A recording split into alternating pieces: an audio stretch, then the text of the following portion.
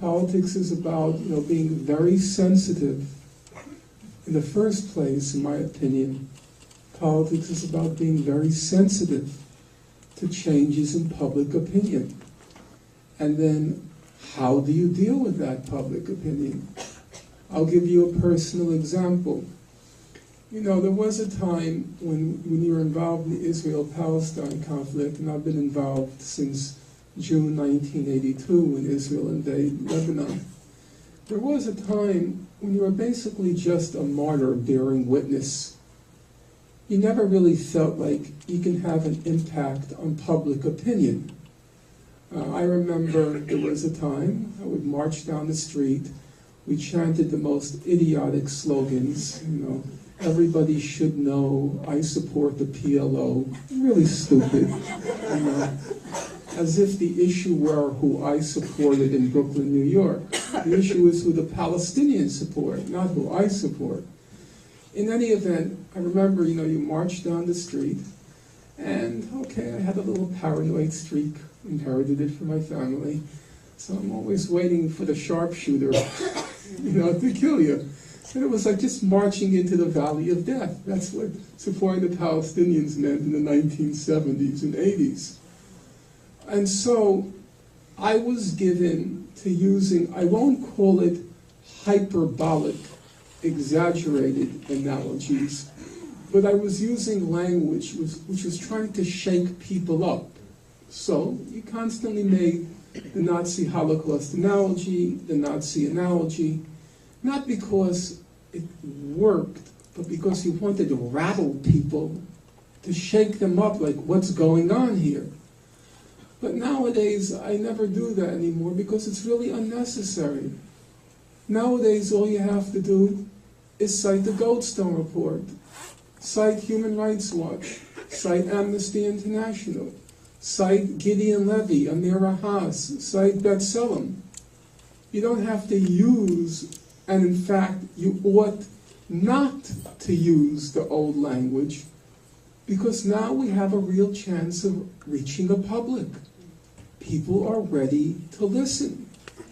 Yesterday at USC, which is a typical experience with me, about 30 students came marching in a phalanx, wearing a tag that said truth.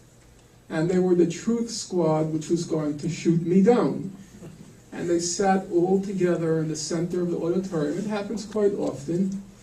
And I said to the organizers, if there's any trouble, just let me handle it, don't worry. And I knew exactly what was going to happen. They were ready for the confrontation. A security guard called me before I came to USC, be prepared for trouble, we have security here, and so on and so forth. And I watched them, I was making eye contact. And slowly you saw, I was citing one Israeli after another, one soldier after another, one Israeli report after another. And you saw them sort of like shrink in their seat. Because they I said to people afterwards, there's a way of shaming your enemy into silence. And I kept reading one soldier after another saying there was no war in Gaza. We never saw any Hamas militants. We never saw any Arabs. One Israeli said what happened in Gaza was like a child with a magnifying glass burning ants. Another Israeli said it was like PlayStation 2 computer game. Everything was done by remote control. And the more they listened, the more they shriveled up. And at the end, and there were people there who could confirm, half of them just quietly, very respectfully, just got up and walked out. And the other half stayed, listened, very polite. One fellow had the courage to take the microphone, asked me questions, I would say for a good 10 minutes. I patiently answered them. The questions were quite aggressive about Hezbollah, about Ahmadinejad, and so on and so forth. I answered what I thought was honestly, but not disrespectfully. By the end, this fellow, he stayed till the end. He came over, thanked me for being there, and was getting on splendidly with the group that organized us. That's what happened, and it happens everywhere now. You can reach people. And so you have to be very careful about what you say, because now your words are no longer just bearing moral witness. They have political consequences. You say the right thing, you can win a lot of people over. You say the wrong thing, you're going to lose a lot of people. Now that doesn't mean you should be unprincipled. When I was asked my opinion of Hezbollah and statements that Mr. Sheikh Nasrallah has said, I said what I believe. But I said it in a way which was, I tried to explain my reasoning. That I'm not a madman. And I'm not just making insane statements. But there's a reason why I'm saying what I say. You may not agree with the reason, but there is a reason there.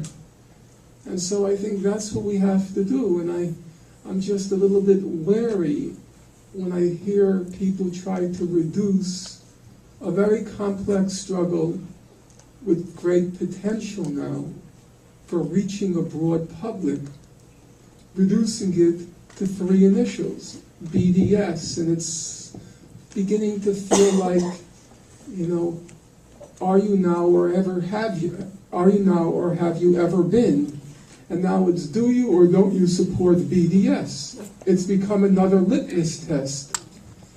Just like, are you now or have you ever been a Zionist? I may disappoint some people in the room, but I couldn't care less if you're a Zionist. For me, it's completely irrelevant. I want to know where you stand on house demolitions. I want to know where you stand on torture. I want to know where you stand on expropriation of people's lands. I want to know where you stand on this wall that Israel is building and stealing Palestinian land. Where do you stand on curfews, closures? Where do you stand on the ethnic cleansing of Jerusalem? I don't want to get involved in an ideological struggle with you. I want to know where you stand on basic issues of human rights and basic political issues. That's all I care about. I'm not going to engage in this ideological litmus test, which is going to, if you apply it with rigor, it's going to exclude Richard Goldstone himself from our ranks, because he's very adamant that he's a Zionist. And it'll exclude Noam Chomsky from our ranks, because Professor Chomsky says, I was a Zionist since 5 years old and I haven't changed. It's very sobering. When I was 5 years old, I was learning how to zipper my pants, and he was already a Zionist. Okay? Good for him. I'm sure he read everything in the history of Zionism by the time he was 4, and he spent around a year, deciding, and at 5 he became a Zionist.